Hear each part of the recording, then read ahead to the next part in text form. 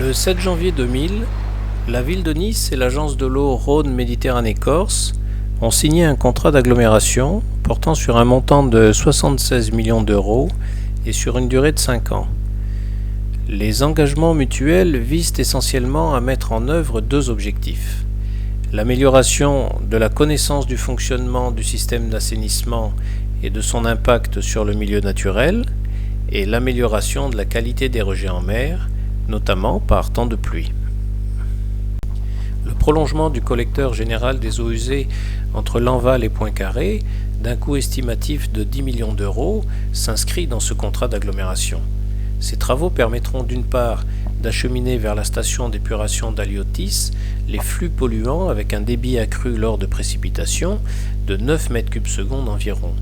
En effet, jusqu'à présent, les effluents provenant de l'est de Nice cheminent par le collecteur intercepteur d'un diamètre 2000 situé sous le trottoir sud de la promenade des Anglais, avec un débit maximum de 3 m3, limité par le verrou hydraulique du siphon du vallon de Magnan.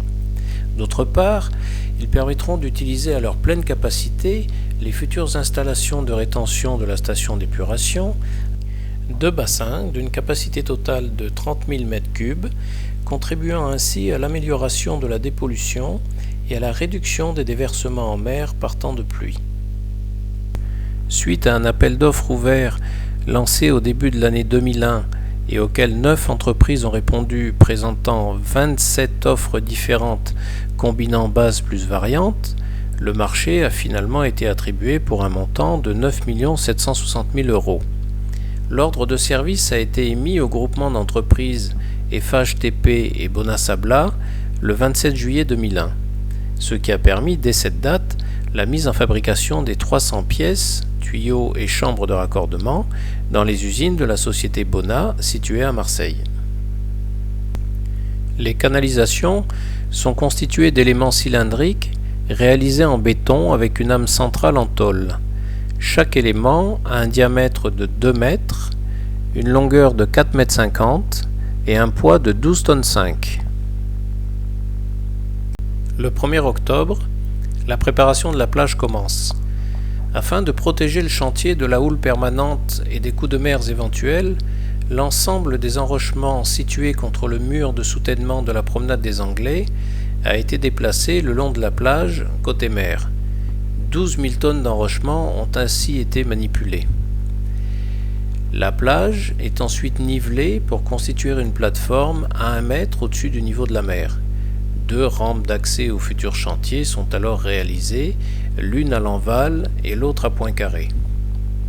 Du fait de l'étroitesse de la plage entre Magnan et Poincaré, un rideau de pales planches a été mis en place par vibrofonçage pour compléter cette protection. Ce bouclier, enrochement plus pales planches, a permis de limiter les dégâts dus aux coups de mer, à l'exception malheureusement de ceux du 11 et du 15 novembre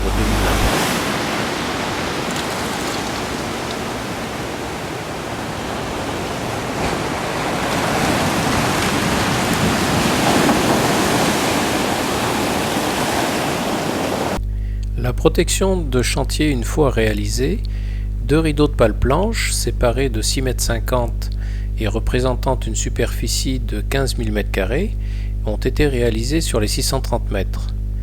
La cote atteinte par la base du rideau se situe à 10 mètres sous le niveau de la mer.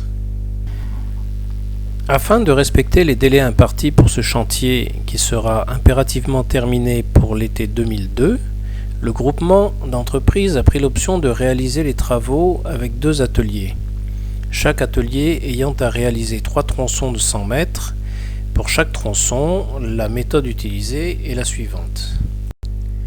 Tout d'abord, excaver le terrain situé entre les 2 rideaux de pales planches de manière à réaliser une tranchée.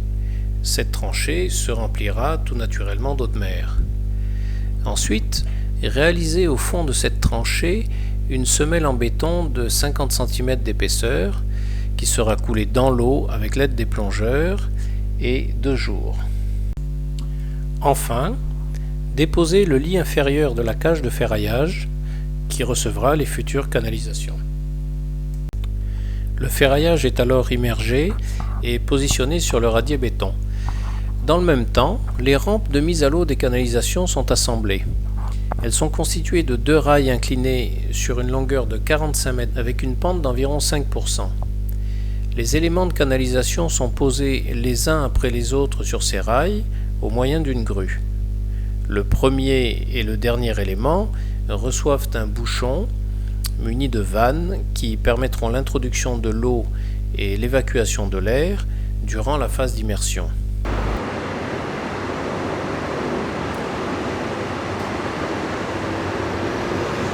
Les éléments sont déplacés au fur et à mesure de leur mise en place au moyen d'un vérin hydraulique d'une poussée de 180 tonnes. Une fois les éléments positionnés sur les rails, ils sont assemblés par soudure et de nouveau déplacés pour permettre la mise en place de l'élément suivant.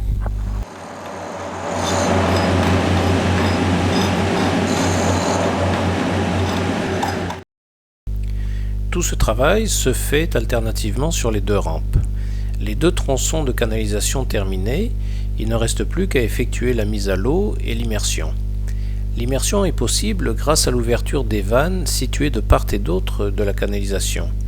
La descente est assurée par la masse d'eau introduite dans le tuyau. Des portiques munis de vis sans fin, reliés à la canalisation, ont pour rôle de contrôler l'horizontalité pendant la descente.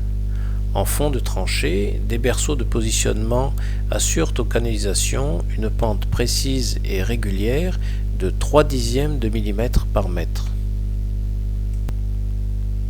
L'on procède alors au coulage du béton d'enrobage sur 1 mètre de haut environ. Ce bétonnage se réalise également sous l'eau et durant la nuit, cela afin de ne pas perturber la circulation routière en bord de mer. En effet, 700 mètres cubes de béton sont coulés en continu à l'aide de 120 camions toupies. Le lendemain, la partie supérieure du ferraillage est mise en place. Puis, la nuit suivante, le coulage de la partie supérieure est réalisé, ce qui termine l'enrobage complet des 2 canalisations. Pour effectuer la jonction de 2 tronçons de canalisation, une chambre de raccordement est réalisée. Cette fois, l'on procède au pompage complet de la zone afin de travailler à sec. Puis, les bouchons sont enlevés et les pièces de raccordement soigneusement mises en place. Chaque pièce comporte une cheminée d'accès qui permettra les visites techniques qui sont régulièrement assurées pour l'entretien général du réseau. Comme pour l'ensemble des canalisations, les pièces sont positionnées sur des berceaux en attente et sont ensuite assemblées par soudure. Puis, le coulage du béton s'effectue, toujours en 2 phases, de manière à assurer l'enrobage complet de la zone de raccordement.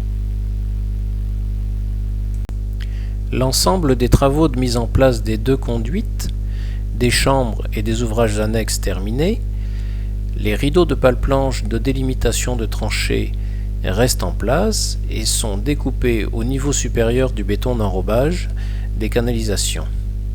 La protection en pale-planche côté mer est enlevée ainsi que les enrochements qui sont remis à leur place.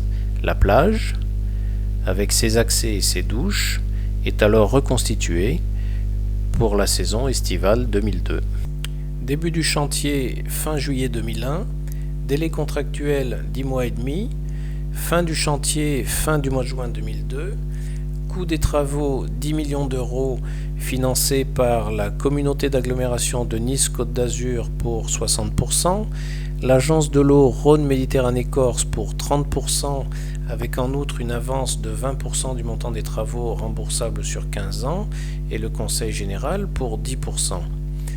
11 000 m3 de béton, 4 000 m2 de géotextile, 480 tonnes d'acier, 27 000 heures de travail, 20 000 m2 de pale-planche représentant 2 500 tonnes, 25 000 tonnes d'enrochement manipulé, 1250 mètres linéaires de tubes diamètre 2000, chaque tronçon de 100 mètres pesant 250 tonnes, et 6 mois pour la fabrication des 1250 mètres linéaires de tuyaux. Maître d'ouvrage, communauté d'agglomération de Nice-Côte d'Azur, maître d'œuvre, direction de l'assainissement.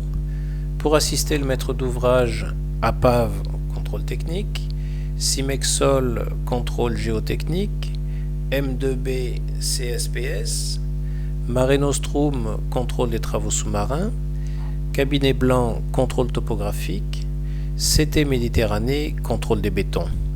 Pour la réalisation des travaux, le groupement d'entreprises FHTP et Bonasabla, avec pour sous-traitants TECS Opale Planche, SAMT Ferraillage, Tourneau Opale Planche, Beau Travaux sous-marins.